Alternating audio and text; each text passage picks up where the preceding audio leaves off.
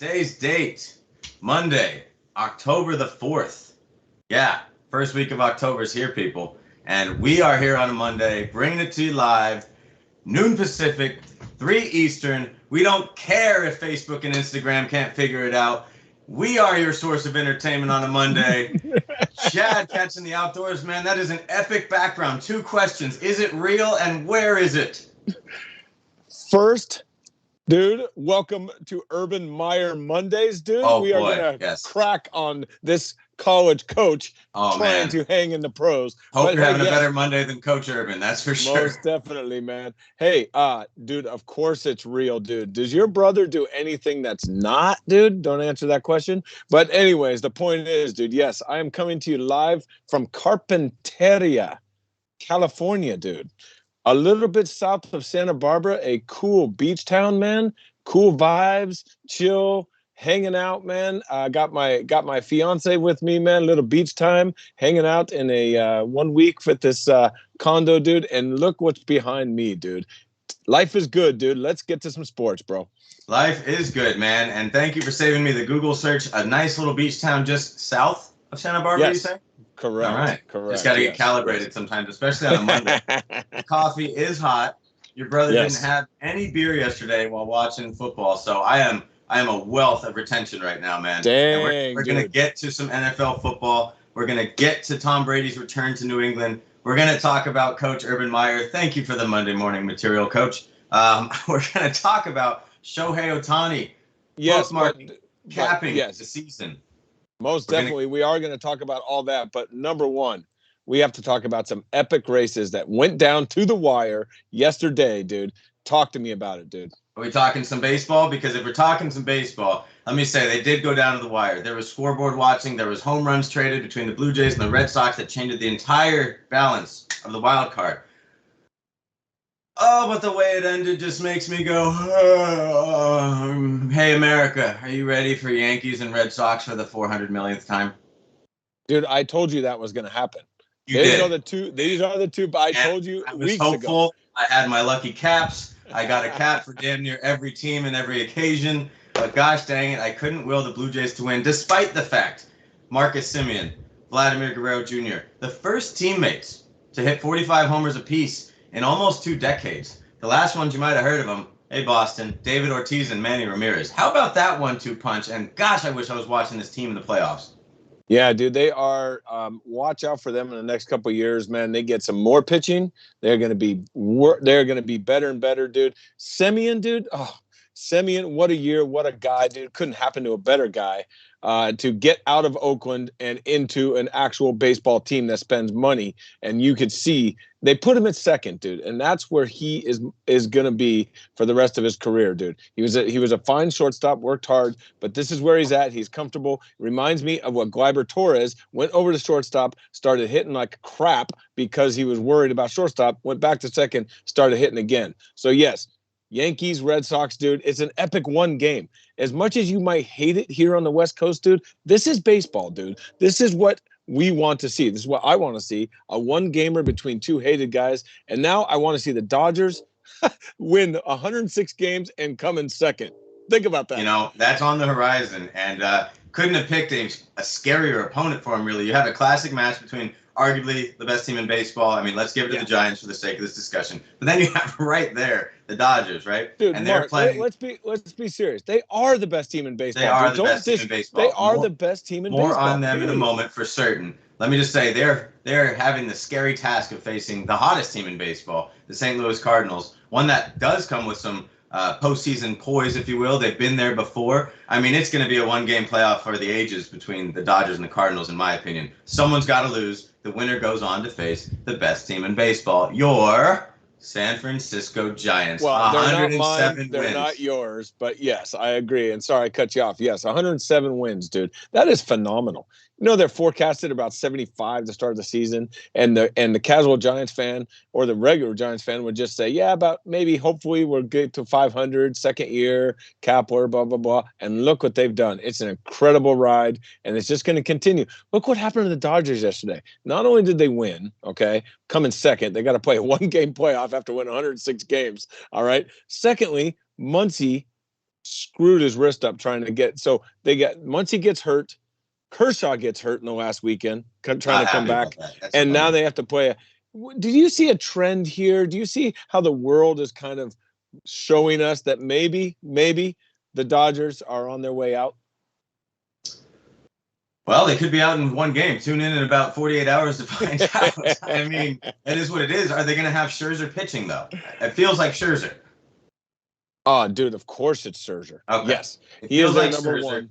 No, you with that rotation, which is fantastic, viewers got to be going, hey, what do I have to do to get some respect around here, dude? But Scherzer has been there, done it, and they're going to start with him, no doubt about it. Well, they should start with him. And fans, when you tune into these postseason wildcard games, everything's amped up a little bit. There's more cameras, there's more 4K, there's more fans, there's more noise, there's more pressure. And I always think back to Max Scherzer is one of my favorite pitchers to watch. Let me just say that. He pitches with purpose. He pitches with a little bit of violence. I'm surprised it's still attached to his body at this age. And he's one of the true grunters out there. And Giants fans know what I'm talking about. When Madison Bumgarner put the team on his shoulders over the years, he was known to, and the cameras would always pick him up. That and snot rockets. Snot rockets, yes. Yes, so, good caliber pitchers. I mean, Max Scherzer is a big game dude. I think he's going to absolutely bring it. Will he be facing Adam Wainwright? Of course, no doubt about it. Adam Wainwright, Max Scherzer, dude, must see TV tomorrow. And then Wednesday we have, or is it the AL wildcard game tomorrow? And then Wednesday is the NL wildcard game. Regardless, doesn't matter, dude. The division series starts Friday. We're in the middle of October. Is the best month in sports, dude. I mean, it's right up there with any month. I mean, you got baseball playoffs, you got football starting, dude. We got all kinds of storylines there, dude. And so, hey, Yankees, Red Sox. Who you got in the Yankees, Red Sox matchup, dude? You know what? If it's Garrett Cole, I'm going to lean towards the Yankees. I think he's going to come out and really put it to him. I think he's had success against the Red Sox this year, even though this year's been a little bit up and down for him. Again, we talked about it in the last show. I don't see the star power from the Red Sox. Outside of Rafael Devers, Xander Bogaerts can get a little hot. I just don't see that immovable force on their team, where the Yankees have a few of them. So I'm going to side with the Yankees, especially if it gets to be a bullpen game. All right. Well, there you go, man. And I think it's going to be a great matchup. You know, the Red Sox are kind of like the Giants in the way that, you know, not record-wise, obviously, but in the way that they don't have a star, dude. They get contributions from a lot of different people. People don't talk about Alex Verdugo, man, okay? He came over to Mookie Betts trade, dude. That was a great solidifier for the Red Sox, dude, okay? Even though they lost Betts. But the point is, man, is that they got some pieces back and they're contributing. And so, you know, watch out for that, dude. You know, when a team's hot like that. Hey, I want to make sure, man, I include what a year by the Seattle Mariners, dude. Okay. Come this close to breaking your 20-year playoff drought, dude. And I see only good things coming with them. They now have front office stability, and they not only that, dude, they have a great farm system coming up. Julio Rodriguez, Jared Kelenic, you saw for a little bit, and here we go, dude. You know, with that, so I'd look out for them. And the Blue Jays, dude, are up top. Hey, baseball's in good shape, dude. You know, this wild card, man, people rip on it, man. I love it, dude. And the fact that I would love to be best out of 3, not just one and done after you win 106 games. Dude. Absolutely. That would be brutal. Don't A's fans know about the heartache of losing play-in games or one-game playoffs, aka that 2014 Royals game will never be forgotten. Thank you, John Lester, for the 5 stolen bases. Thank you, Brandon Moss, for the heroic, not 1, but 2 late game tying homers, one of them in extra innings, and it was all for naught. That ruined his legacy, dude, by Lester doing it. If we're not, we're talking about Moss, not Lester. We are. And let me just say, I agree with you on the up-and-coming Seattle Mariners. But let me ask you this question. The Astros have qualified for the playoffs each of the last 5 seasons. I don't see it stopping anytime soon. Nope. And that's a problem for the A's. Well, the A's got their own share of problems anyways. The Astros, dude, are one of those teams that you don't want to talk about because of what they did to the game in 2017 and beyond. And it's disgusting. It's deplorable. And it's absolutely sick. But they are playing. They have a great manager in Dusty Baker, dude. And do not sleep on Dusty Baker in the Hall of Fame, dude. Okay? Even though he hasn't won the big one, you know, manager-wise and his playing career combined, he's in. I believe he just won his 5th division title with a 5th different team, which has never been accomplished before. He was the perfect man for the job, and I don't know if you saw him drinking champagne out of a shoe over the weekend, but no, I didn't. That's a thing, apparently. I thought you just blasted all over the place, did one of these. He put it into a shoe. I don't know if it was a used shoe. I don't know if he wore it that day. And then he drank his champagne out of the shoe. So it doesn't matter, man. Hats off to Dusty. Nay20 has a question on the chat line. Are the wild card games in one day? No, the AL wild card game will be tomorrow. Trust MLB, ESPN, MLB Network. They want all eyes on their product. So one game at a time. Yankees, Red Sox first, followed by the Dodgers, Cardinals on Wednesday, October 6th. Yeah, I got that. So that's how that'll go. And then the American League wild card winner will start their series on Thursday. The NL wild card winner will be hosted by the San Francisco Giants right here in the Bay Area starting on Friday. And the Giants, man, not just a complete team. This is so reminiscent of years past. Remember when the Angels and Giants fans aren't going to want to hear this part. Remember when the Angels made their deep 2002 World Series run and won the title over said Giants? They had a late addition to their bullpen, young up-and-coming closer to be, who proved to be an absolute weapon in the playoffs. We came to know him as K-Rod, Francisco Rodriguez. Yes. We've seen this before. The 2008 Tampa Bay Rays went all the way to the playoffs with a young left-handed bullpen arm, dynamic multi-inning reliever who'd become a Cy Young starter, David Price. So there's this has happened over and over, and I could give you more examples, but you get my point. The Giants have a weapon in their bullpen all of a sudden. I'm very intrigued to see how he does. He throws some nasty heat and some nasty sliders. Is his last, what's his name? Camilo Doval, dude. Camilo Doval. Keep an eye on this man. He could be the Giants' closer of the future. He could light up the postseason. He could have one of those young moments where he's a little overwhelmed, but I haven't seen it yet. This dude throws fire. Dude, Camilo Doval from the Dominican has one of the best arms in the Giants system, if not the best arm in the Giants system. He's now coming into his own. He is growing up before our eyes. The Giants have put him in more high leverage situations as the last few weeks unfolded. Jake McGee going on the 10-day IL, dude, now gave him an opportunity. They put him in the close. He freaking did it without any problems, dude. Struck out load the bases against the Padres and struck out 3 guys in a row, including Machado and Tatis. Those moments could happen where he fills the bases, but he'll also empty them out, striking out the side. Yes. But playoff baseball. Yes. Baseball, how it goes. No, dude. No, he's a young kid still, but man, dude, he growing up, man. And I'm gonna tell you, that's a weapon in the bullpen for them Giants, dude. And we talked about the Brewers being down a weapon thanks to Devin Williams being slightly intoxicated after the celebration they had. Slightly? Enough to break your hand on an inanimate object. I personally gave up punching inanimate objects about 7-8 years ago. I wasn't having profitable returns, so I said, you know what, I'm done with that. Anyways, look out, punching bag.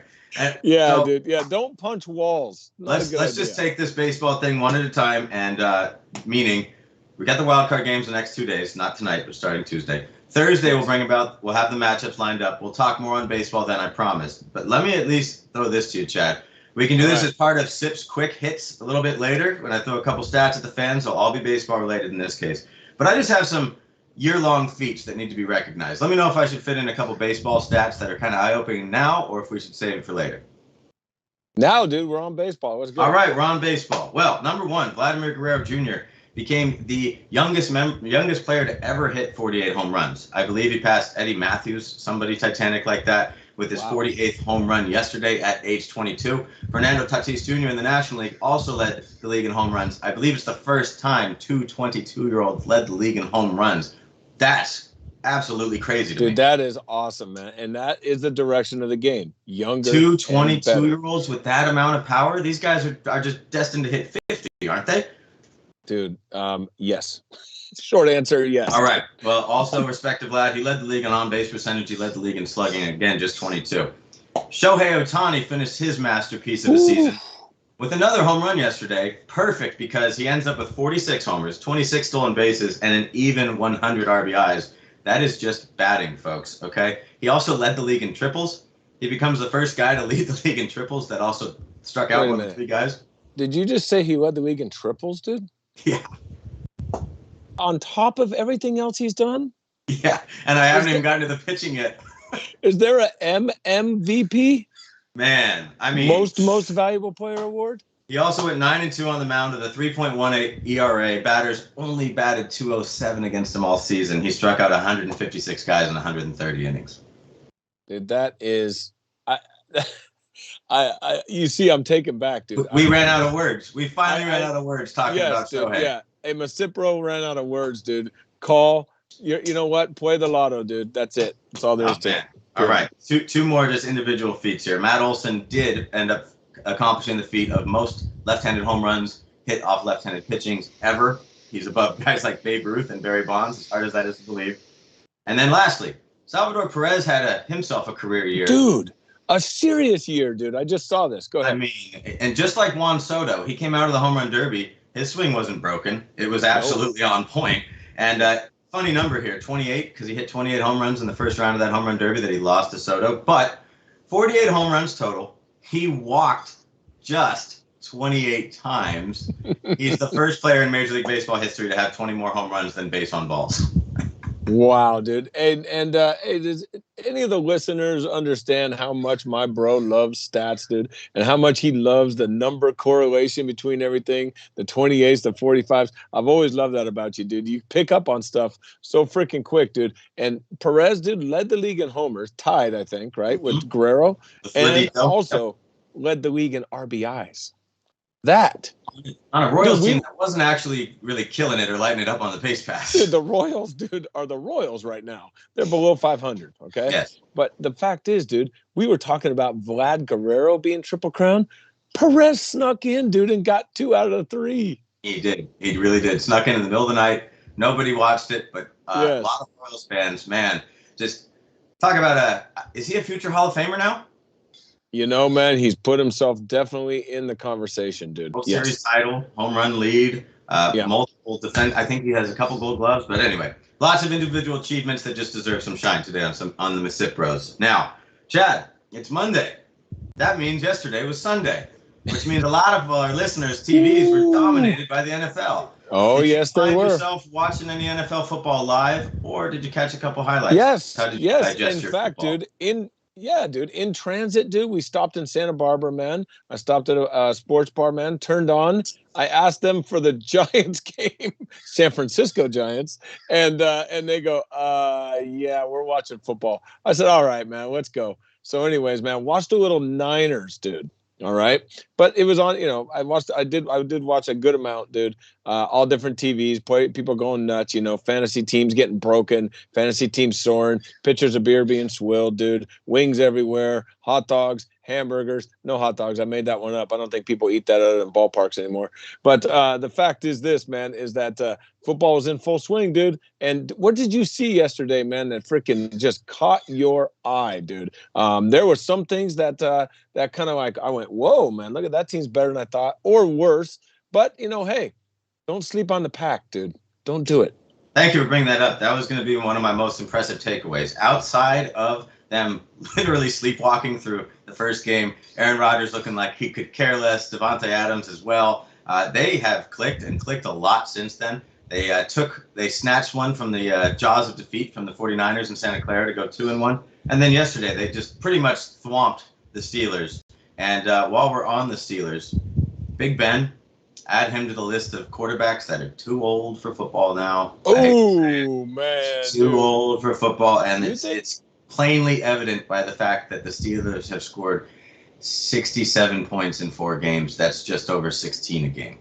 Yeah, true. And I think that he has some weapons still. He's not making his throws as he generally did. But I'm going to tell you this, one thing that's, the offensive line's a little jacked up, dude, and that's always a big one. That's probably the most important thing, other than the quarterback on a team. But, one thing is interesting, man. I want to bring this up. The first few games I've noticed about Pittsburgh, man, is Najee Harris. Not as explosive as I thought. And when he gets the ball, dude, he kind of, so far from what I've seen, now this is 3-4 games, dude. I could be totally wrong here, and I want to be because I love his story and I love that where he came from and local kid Antioch and all this kind of stuff. Long story short, dude, he's a treasure, man. He's a in between the tackles guy, and in this game today, that's not a good thing. You need to be quick. You need to be able to do a lot of different things. What do you see from that? I think that hurts the team right now. I have been waiting for Najee to break out a little more than advertised so far. I will agree the Steelers line is probably not pulling its weight. The Big Ben's not doing his part. Maybe he's getting stacked in the box. If I'm going to play the Steelers right now, I'm stacking the box. I'm not too worried about the deep throw. Literally the deep throw. This is what I talk about when quarterbacks get a bit older. They just can't get the ball downfield like they used to.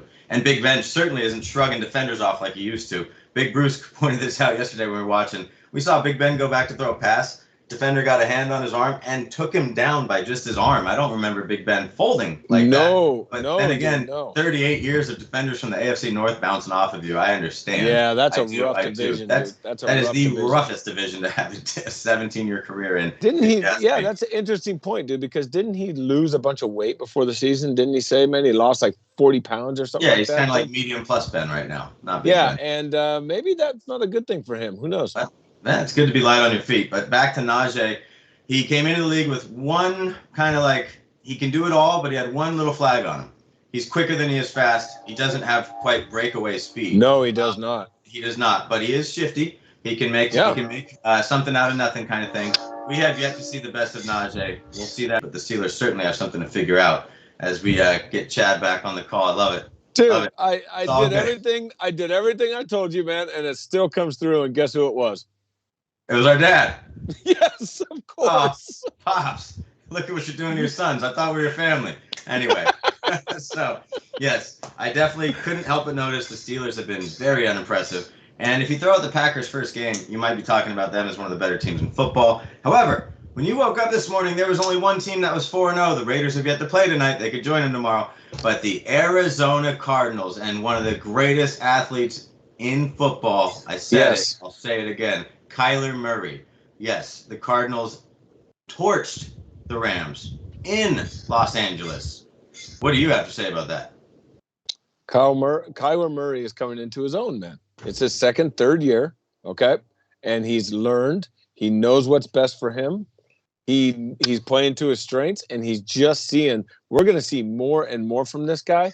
He's ridiculous, dude. You see him make those defenders look just a little Pop Warner. He makes him look Pop Warner, dude. Okay? And he makes him look set. And so I mean, NFL, dude, is going to be lit up by this kid.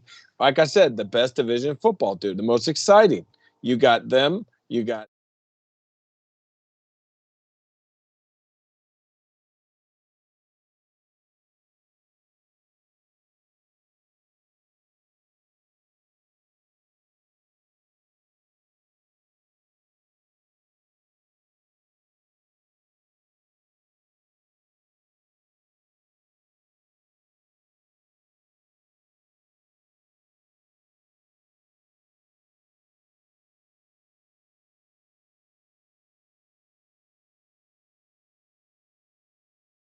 These are the up-and-comers. These are the young geniuses. I think the NFC West, along with the quarterbacks, Wilson, Stafford, Kyler, Trey Lance maybe, this is the best division in football. And while we're at it, the AFC South is absolutely the worst division in football. The Titans lost at New York yesterday. We'll get right back to the NFC West. But the Titans, the Jaguars, the Colts, the Texans, we might never talk about this division again. I don't even know who's in that division. I promise one of those teams will show up on Thursday Night Football because the NFL loves gift wrapping. AFC South turd matches, just like last week. Jaguars on national television. Hey, we didn't ask for Thursday Night Football, but go ahead and shove some crap teams down our throat. Thank you. Oh yeah, well that's the team owner right there. Oh yeah, dude. They know greasing the skids, dude. So yes, NFC West. Cardinals looking primed. I will say respects Kyler Murray right now and for the foreseeable future. The Seahawks took one away from the Niners, in my opinion, a little bit. Niners, again, injured, missing their best player now, Trent Williams, on the offensive line. That's a major hit. Jimmy G left with a calf injury. Kittle's banged up. I know Niners fans are feeling like we've seen this before. We've seen these injuries before. Dude, what? Yes, and they have. And what is it with the Niners and their injuries the last couple of years, dude? I mean, they got to the Super Bowl, man. They were right there against the Chiefs, dude. I know Niner fans don't want to hear this, but a couple plays, man, they are freaking champs. Long story short, dude, a little bit of a hangover, a little bit of freaking COVID, a little bit of this, a little bit of that. Next thing you know, dude, they're injury prone. They're 2-2. They're straddling, but it has opened up an opportunity that I said was going to happen 3 or 4 weeks after the season started.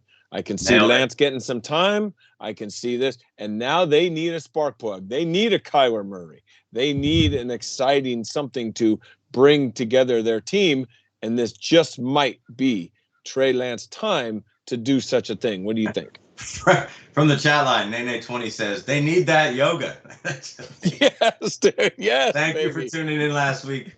The yoga session was a good one. And yeah, it wouldn't hurt. DDP will say it yourself. Right before the cast, dude. Your bro was knocking it down. Yes. Boom, baby. We don't fake here. No fake. No. Except for the blonde highlights you used to rock in your hair years ago. But man, they look good. Damn, you had to bring that shit up, man. Okay. Yeah. All right. I burned all those pictures, by the way. That was before cell phones. You pulled it off. It was a different time in the world. And thank you, Bruce, for the reaction. That's great. So there's certain things the listeners can't see over here, and we love it anyway. Yes. The 49ers, yesterday, speaking of injuries, they had their punter kicking field goals, their fullback holding said field goals. They do have injuries. It is a problem again, whether it's their running backs, it's their O-line, it's their D-line, it's somebody. It is concerning. Let's just say Trey Lance came in and his first two throws could not have been more off the mark. It was just like he was in preseason. He threw a gosh dang rocket behind the receiver over the head. The only guy who had to play on it was the defender. And without the gimme 76-yard touchdown that was Deebo Samuel streaking down the sidelines on blown coverage. Yeah. Trey Lance's stat line would have probably matched what I just described. It wouldn't have been as pretty. The kid is still green. I still think he's not even 21 years old. So Niner fans are going to have to kind of dig in to the growing pains if Jimmy G isn't playing. No, there's no doubt about it, man. He's not ready. Okay. Now don't. I say that he could give them a spark. It doesn't mean he's ready. Okay. It means that they can rally around him and deal with the warts and the interceptions and the, hey, the guy's wide open. I missed him, that kind of stuff. Now, you can't miss Deebo Samuel that damn open. I saw that highlight too. All right. But the point is that, yeah, he's going to have some growing pains, but he's going to athleticize you, dude. Okay. I just made that word up, but he's going to show you some stuff that you're going to go, whoa, wow. And that is the edge that maybe the Niners could use. They have another division game coming up, right? They play the Cardinals, I think, or the Rams. Who are they playing? I think they play the Cardinals. Let me look that up for you dude, they're going to be playing Kyler Murray, I think, next week, dude. So they better step it up now. Well, yeah, they are 2-2 quickly after being 2-0. A little bit frustrating there in a stacked division. Let me just say, if Trey Lance is going to grow this year, it's going to be with those warts that you just described. He did have a couple of clutch drive extending scrambles, which you would expect to be part of his game from day one. But that's what he can do that Jimmy G can't. Let me just throw this out there, though. Some of the listeners talking about Jimmy G's availability. I saw a graphic yesterday. He has started 34 games as a 49er. He has missed 34 games exactly as a 49er. Dude. We're talking about a guy who's missed 50% of his stats in a league that availability absolutely is an ability. Yeah, he is definitely not been there. Okay, he's injury prone. That's obvious, man. Does he play through enough pain? Do his teammates now? It's starting to be thinking about. Do his teammates think he's going to play through all this pain? When you miss half your games, unless it's a catastrophic injury, the locker room sees this. Okay, the locker room feels this. Anybody that's played team sports knows this. All right. Hey, in my unit in the Marine Corps.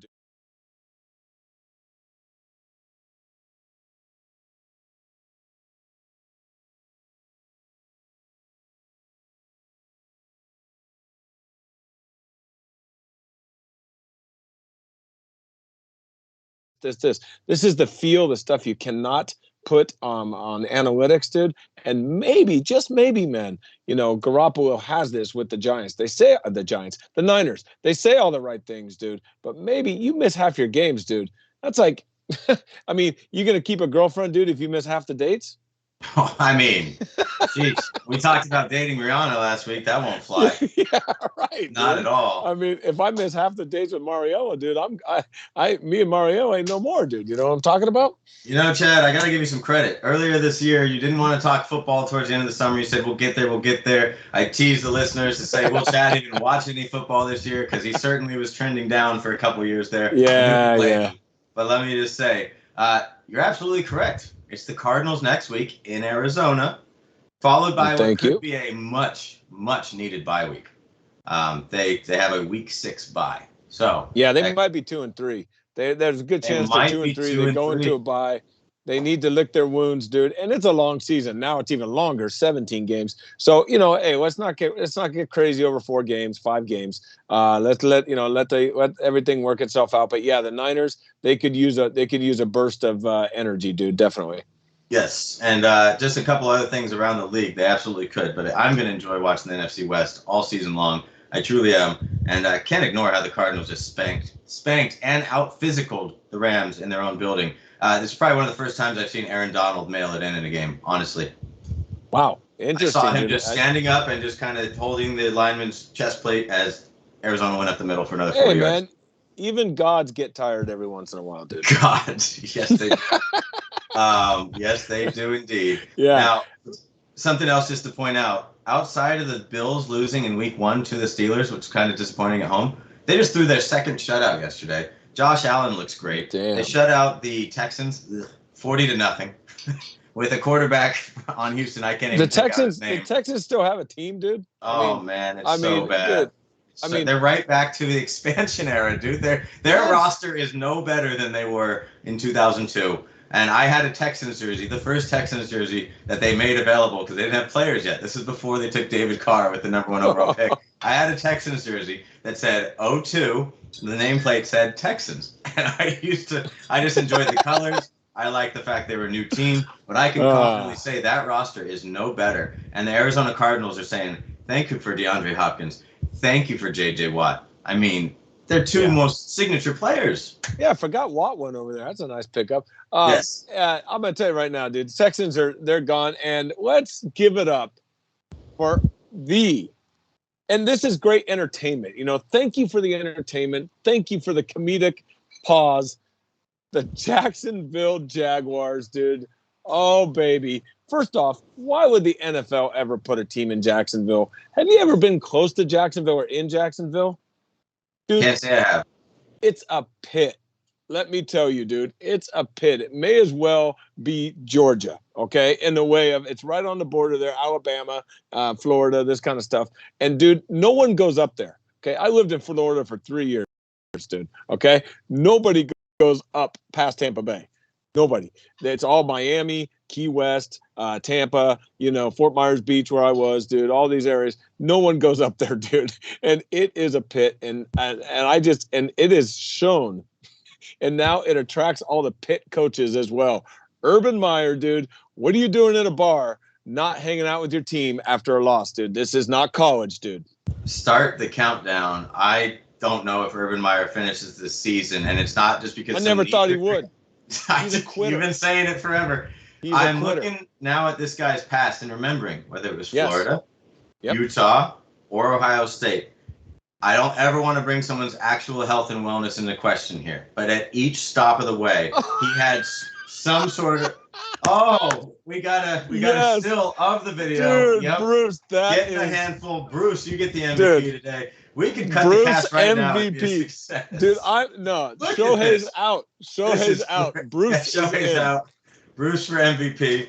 My goodness, thank you for the still. So yes, those that don't know, Urban Meyer Thursday night after the Thursday night football game, rather than board the team and go home with the team wherever they were going, I don't have those details. A lot of players say never in the history of their sport have they heard about a coach not returning home with the team. Okay, he said he was going to dinner with his grandkids, which he did.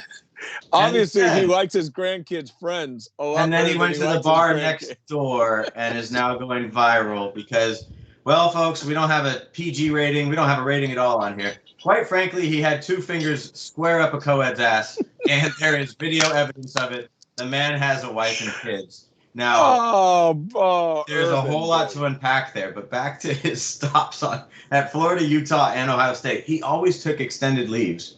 There was always some mysterious medical thing going with him or a mental break. He would just unplug for a year at a time, go do an analyst job, and then come back. With all of that now wrapped up, I think it's him.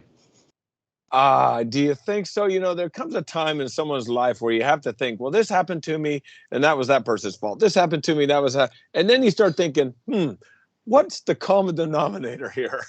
Oh, that's right. It's me. And that is where Urban Meyer is, dude. Look at him. You know what, man? I mean, granted, okay, let's talk about, all the success at Ohio State, started in Utah, Florida, dude, okay? But, when I say he's a quitter, dude, the last few years of his life, man, he starts stuff and stops, start and stop, start. The Lane Kiffin syndrome, I call it. Okay, dude? It's just like you start stuff and then you get bored and you go somewhere else. You start stuff and get bored and go somewhere else. And looks like Urban was getting bored with losing, so he decided to go to the bar and hang out with his grandkid's best friend, it looks like. And it's just too easy because like I said before, dude, and I'm just going to reiterate. He's used to coaching college kids, 18, 19-year-olds. These are grown men. Yes. They don't listen to your garbage, dude. You have to be authentic and real. And this is why he's going to have a huge problem finishing out this season, dude. It does not belong in the pros. He belongs back in college. Even without this media storm that we were all gifted this morning, and it is a bit of a media storm, it's going to be a situation that's going to continue to unravel, in my opinion. Urban Meyer, we had already put him in the box of, I don't believe him as an NFL coach. Go ahead and wrap him up with the Nick Sabans, the Chip Kellys, the Lane Kiffins. No disrespect to these guys' actual football acumen, but we've agreed before they just don't belong in the NFL, and they're probably college lifers. So Urban Meyer, to me, was already skating on that thin of ice, and now this is going on. And, maybe Florida ain't the best place for a guy who wants to chase co-eds. No, it's the best place. Oh, my apologies to his wife and his kids. Yes, because it is generally accepted there that all the Florida, to me, dude, and when I was there, dude, and you know what, I'm not going to totally bag on it because everyone has their place and everything, but it takes in everyone, so you get everybody, okay? And you can be anyone you want in Florida, including running from the law, including do anything you want without any repercussions. So, yes, this is what you're going to see, dude. And not to say it doesn't go on in other places, but let's be serious, dude. In Florida, you make your own rules. Well, you are a first-hand expert. And yes, you know the saying goes down there, no shirt, no shoes, no problem. Oh, and, there's no doubt. And no conscience either, by the way. Many a business meeting have been had while drinking rum out of the coconut in Florida. No doubt about it. And yes. It appears that this might have been a business meeting for old Urban Meyer, and trust me, he probably was praying something like this didn't get out. And again, I heard just a snippet of Pat McAfee, who has his own podcast, talking to AJ Hawk, who's a former linebacker from the Ohio State. Ohio State, yeah. And he said simply, he goes, I don't know all the details, but I can tell you, I've never once heard of a coach not boarding the flight home. Yeah, that is. When I heard that, I went, "What? Like you don't have any respect in that locker room, dude. Zero. It's gone, I believe. Yeah, I think it's gone. I don't think he can. And what is this? And what does this do to Trevor Lawrence's development? This is his first year, dude. Okay, he might get the Alex Smith. He might get the Alex Smith. Yes, dude. Bruce, you are on, my friend. That is a freaking MisippBROs moment right there. We got a hot mic on the Skype hot side. Mic, hot mic, hot mic. YouTube side. Hot mic. Hot mic. Well, and thank you for that. Anyways, so yes, we'll wait for the Urban Meyer garbage bin to continue burning to the ground for the time being. Maybe we'll revisit this on Thursday. We've talked a good amount of football, but I at least got to fit this in, Chad. I watched intently. I wanted to see Tom Brady's return to New England. Did you get to see any of that game? I did, and I fell asleep. All right. It was a very slow game. It was 3-0 for the first half. Yeah, I watched it, and then it started raining, and I saw it was 6-3, and I said, well, I got a beautiful day out here. The sun's about to set. I think I'm going to go to the beach and watch the sun go down instead of watching Brady throw a couple of waterlogged passes over the middle. So it was a wet game. It was a wet, drizzly, New England fall game. It was funny to me to see New England getting all the calls on the penalties, a couple ticky-tack penalties, but Tom Brady's never been on the other end of that. New England was still getting the calls we're all so familiar with them getting. Sorry, it's just a fact. Most NFL fans have smelled it for some time. Yes. But I couldn't help but notice. First of all, I thought it'd be a Tom Brady revenge game, and it would have been nice to have Gronk in the game as well. Unfortunately, regrettably, he didn't make the game. I thought Tom Brady was going to light him up, 350 yards passing, 6 touchdowns kind of thing. The rain might have impacted that, but it wasn't quite that sort of a game. It turned into more of like a checkers chess stalemate. I honestly felt you have Bill Belichick with all the knowledge of Tom Brady's tendencies, probably the playbook as well. And then Tom Brady knowing Bill Belichick's defense, it was a stalemate for like 50 minutes that game. It was a lot of just back forth, short completions. What I'm getting at is it's been a while since you played video games, Chad, but it felt like when you play a game of Madden and you and your opponent both pick the same team, and therefore you're running the same playbook and same tendencies against each other. I thought I was watching Tom Brady's team versus Tom Brady Jr.'s team. Props to Mac Jones, 19 straight completions. He looked the part. He looked smart and savvy. And again, Tom Brady Jr. But I just felt like I was watching even Stevens. Wow. Yeah, I mean, who knows Tom Brady better than Bill Belichick? Who knows Bill Belichick better than Tom Brady? Nobody. Probably nobody. Yeah. Nobody, dude. They spent 20 years together, it seems, dude. Just unbelievable run, dude, of always adjusting to the league, dude. That's something, when you get an objective look at things, you look at the Patriots dynasty, dude, and it was a dynasty, and you just look at it and you go, wow, man, always adjusting to what the league was doing, always a step ahead, dude. And now they're not because they don't have their signal caller, dude, okay? So fact is, man, yeah, it was a slog, dude. It looked a little boring. They were kind of feeling each other out, man, short passes, little screen here, little dump here, this kind of stuff. But the fact is, dude, is that, Brady won. Okay, right? I mean, Tampa Bay won. And so Antonio Brown, dude, could Roethlisberger use Antonio Brown right now? Well, maybe. I would put Pittsburgh on the list of teams that Antonio Brown will never return to. You can add the Las Vegas Raiders to that list. I'm pretty sure that was over the moment that Antonio Brown I think he's still Mike. cashing those checks, though, right? He's still cashing those checks. Man, what a weird saga that was between the helmet and the argument with Mike Mayock and calling him, a derogatory term for white people. I don't know if I should say it on air. I don't mind it, but did he call him a honky? He called him a cracker. He called him cracker. That's a hey. That's normal in Florida, by the way. Speaking of Florida, dude. Oh, yeah, and he does reside in Florida. He does. Oh, speaking of returns to football, let's not spend too much time on this. Did you notice number 5 on the defensive backs on the Tampa Bay Bucks? And playing like he never missed a beat.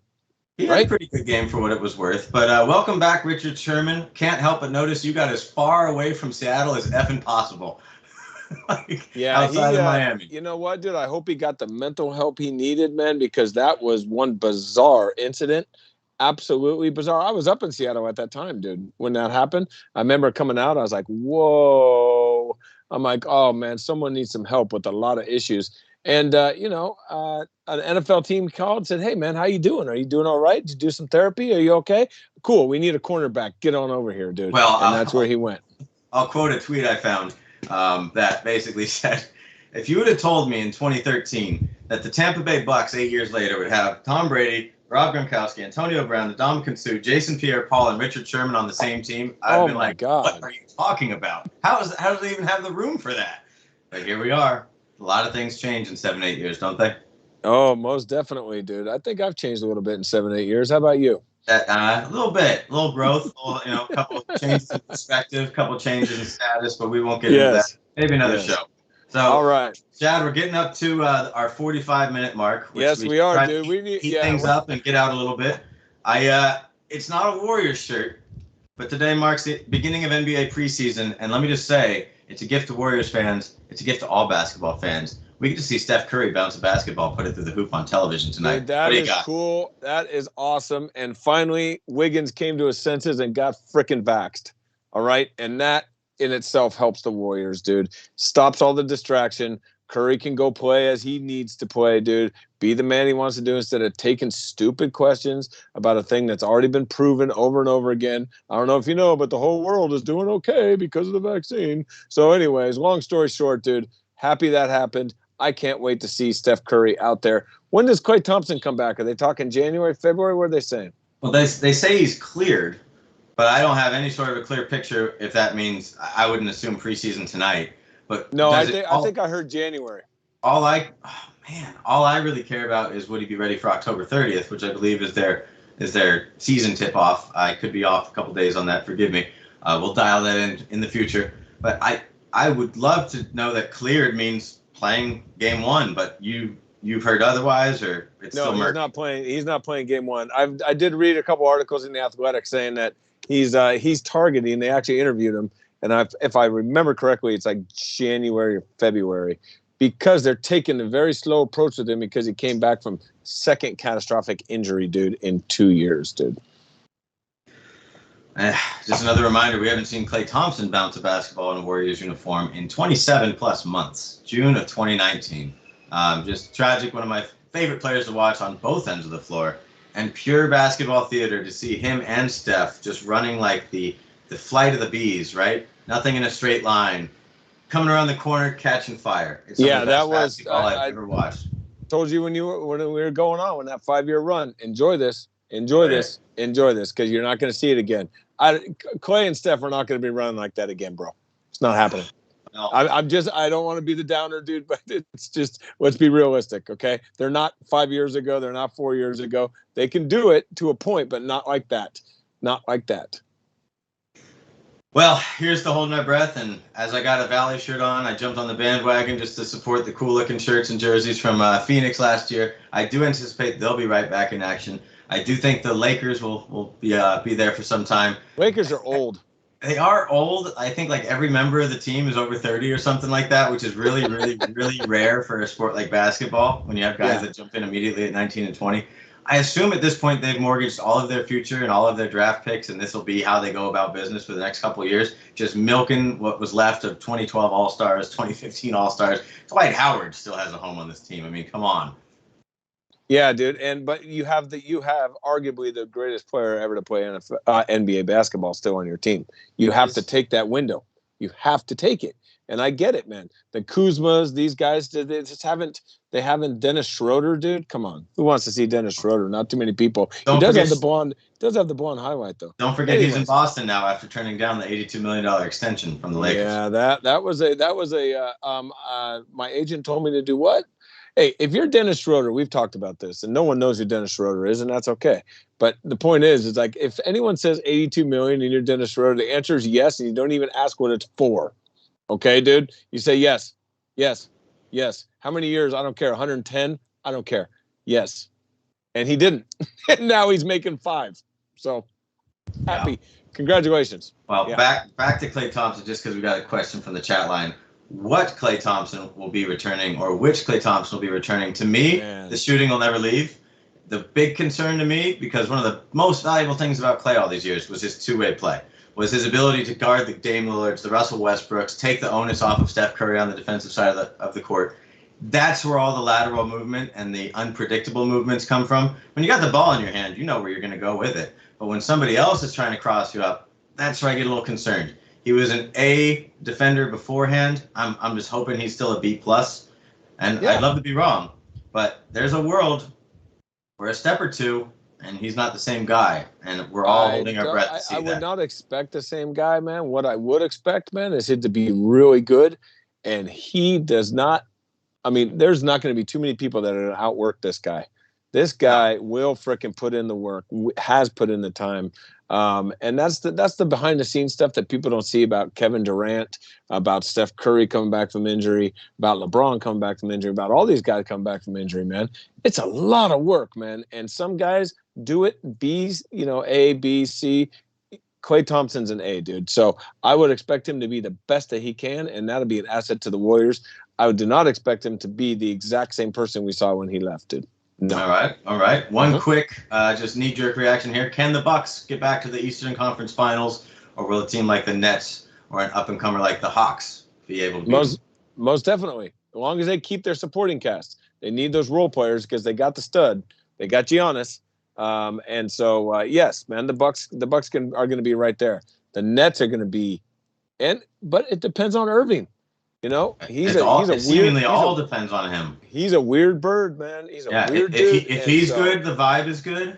If he's not right, the vibe is instantly upset. And you never know when that's going to change with him, and that's a problem. I mean, I feel like last year, and again, not to dig on a guy's personal mishaps or whatever's going on in your life. Again, we always preach wellness and care on the show. However, how how many times is he going to miss a game with a personal matter? I mean, I feel like it happened 5 different times last year, and sometimes for weeks at a time. And it's like, dude, we all have our issues. It's a crazy world for all of us involved, but there comes a time where you're just simply not dependable. And teammates know this. Look how many teams he's bounced around to now. Just look at that. But again, it's so much more common in today's NBA. Even LeBron has put on 3-4 different uniforms. This is an interesting topic. Yeah, because Kevin Durant, 3-4 different uniforms. James Harden, 3-4 different uniforms. Westbrook, the whole list, and it stops with Curry and Clay. Correct. Right. And they are studs, and they're going to be with their teams the whole way, it seems like. And this is another topic for another day because we're coming up against it, dude. But this mental health is very important, no doubt about it. But when a pendulum swings, when people start accepting things, right, it goes to the other side way too much at first. Like a pendulum, pendulum swings. So what happens is you get an extreme reaction where people start taking too many days off for mental health, and then it'll equilibrium, it'll balance out. Right now, we're seeing in sports people. You had it in the Olympics. You got it in pro tennis. You got it in taking. Okay, I need all this time off, and they're what? What happens, dude? They suffer, right? Their athleticism suffers. They don't win. This kind of stuff. This is what's happening with Kyrie Irving. We'll see if it balances out. If not, the Nets are going to be in trouble. Yeah, I mean, they're definitely a playoff team without him, but they're not the championship team they picture, to me, without that big shot guy outside of Kevin Durant. And then they have the classic issue of, is there enough ball to go around? They proved last year they can score plenty of points, but they're going to give up plenty of points. And even with Kevin Durant's all-time performance in that Eastern Conference Finals, it wasn't enough because they didn't have Kyrie. No, they don't have Kyrie, and I remember, I forgot about a guy, James Harden. Is he on that team too? But he don't play no defense. That's for sure. It'll be interesting to see what James Harden's game becomes, because this is the year finally that the NBA has put in an emphasis on players can't intentionally draw contact. No more of the leaning in, double pump. I know. Well, then his game is going to be it'll be hit and miss, but for the guy who's led the league in free throw attempts for like half a decade straight, we'll see if that sort of play continues, because most fans agree. Bruce, even Nets fans could agree. It's not the most entertaining version of basketball. ISO, foul. It's not. No, that's why the Rockets were pretty much unwatchable after a while, dude. Because and let's not forget, he straight up gave up on that team, and he did. He was wearing a fat suit underneath to look even more out of shape. I mean, it's just bizarre. And people remember that stuff. When your legacy in Houston is man, that guy loved his strip clubs. That's not a great legacy for an NBA player wanting to be a Hall of Famer. It's just priorities are a little skewed, shall we say. And speaking of that, dude, speaking of that, man, we should probably get on down the road, man. I hope everyone is enjoying the show, man. We can't let you go without one important question. We got an off-the-ball topic from the listeners. They want to know your favorite 3 cereals of all time. Oh, man, my favorite 3 cereals of all time. And I haven't seen Chad eat a lot of cereal, particularly for the last 10, 20 years. No, not the last 10, 20 years. So you might have to dig deep on this. All right, dude. We'll go Frosted Flakes, dude. All right, definitely. Honey Nut Cheerios for some reason. I don't know why. Yes. And then I'm going to go with, Cocoa Krispies, dude. Chocolate milk at the end. Knock it down, dude. Dude, you just stole 2 of my 3. Whoa, I just wrote them down. I got the notes here, right? In case anybody needs the proof. Cocoa Krispies, just above Cocoa Puffs for me, but you got to have a chocolate cereal in there. I mean, my God. Did any kid grow up with a proper childhood without some chocolate cereal at some point in their life? Right. All due respect to the lactose intolerant listeners. Behind that, I also had Honey Nut Cheerios and a quick follow-up story that does involve our father. And then I like the Honey Bunches of Oats for my adult cereal. But it's got the almond crunch. No, well, that is for me, because Mark tries to be a little bit more serious when he eats cereal now, but it's still not that great for you. Honey Nut Cheerios. There was a time when I went to stay at our dad's house when I'm a young guy spark, 8 years old or something. Dad knew I loved Honey Nut Cheerios, but Dad screwed up this time. He went shopping before I came over. I wake up the next morning on a Sunday, excited for cartoons or whatever, want to pour my bowl of cereal. I'm so disappointed to find just Cheerios. It's not Honey Nut Cheerios. There's no honeybee on the front. It's just the old bland Cheerios, right? Dad had a fix, and it didn't involve going to the store and getting Honey Nut Cheerios. As I sit there watching my milk drizzle over the cereal, our dad comes in, takes honey in its raw form, and just drizzled it over the top. Good thought at the surface, right? Here's the problem.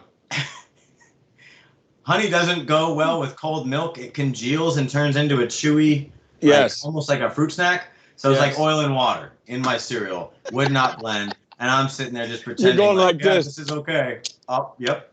So my dad said, what? Our dad goes, what? It's the same. I'm like, sure. Not really. Okay. Worst sleepover ever. Anyway. Yeah. Thanks, Pop. Isn't football on or something? Okay. Cool. Man, yes. So Monday Night Football tonight. Raiders at the Chargers. Is it at the Chargers? Because that would surprise me. Yes, dude. It's at SoFi. So they're SoFi hosting a Sunday game and a Monday game? Yes, dude. That's pretty incredible. I didn't know that ever happened in the same stadium. I always thought the Jets and Giants alternated home and away every week. But I guess day after. I mean, when you got fake turf, dude, you can do anything. Well, I believe they have real grass in that stadium, but in MetLife, yes, absolutely fake turf. Okay, gotcha. Enjoy the game. Dude, that's a big game. It's a big game because if the Raiders are 4-0 come tomorrow morning, I'm sure we all had the Cardinals and the Raiders as the last two undefeated teams in football. I'm sure all of us did. Dude, bring it, dude. I'm still alive in my suicide pool, just to let you know. Very nice. Who'd you pick yesterday? Chiefs. Okay. Yeah, they handled the Eagles quite well. Andy Reid, props to you in Philly and laying it down to him. All Eagles fans agree, by the way. Love Andy Reid. Can't not. So he looks like a walrus and he loves cheeseburgers and he's a genius of a coach. What's not to love? He finally won one, so he's on the good side now. Yes. And anyway, MisippBROs listeners, thanks for tuning in. If you haven't already, channel, shout out to Bruce. We got a great on-screen graphic of Urban Meyer bumping and grinding with the college co-ed. Bet you didn't think you'd do that when you tuned in. Dude, that was classic, dude. I love it. And thanks. Hey, man, I want to say, hey, man, had a great wedding to go to on Friday, man. My boy Ricky Delgado out in Texas married his beautiful Ashley, dude. And thanks for tuning in, man. I know you checked it out. My boy Travis and Nick, dude, all from Veterans Path, dude. Strong fellas, man. I appreciate it, man. And the MisippBROs, appreciate it. Spreading the word, dude. Mondays and Thursdays, 12 Pacific, baby. And we love the love. So happy trails, happy life together. Yes. And sure, you got that happy wife. That's where it starts, from what I hear. So anyways, that's it for the MisippBROs on a Monday. Thanks for tuning in every noon Pacific, 3 Eastern, Monday and Thursdays. We'll see you Thursday to talk what the playoff picture looks like in baseball. We'll recap the Monday Night Football game, and we promise you some off-the-ball topics, where in the world is Chad, everything in between. So thank you again. And Chad, till the next time, bro. Till the next time, dude. And RIP Facebook. Yeah, let's go. Adios.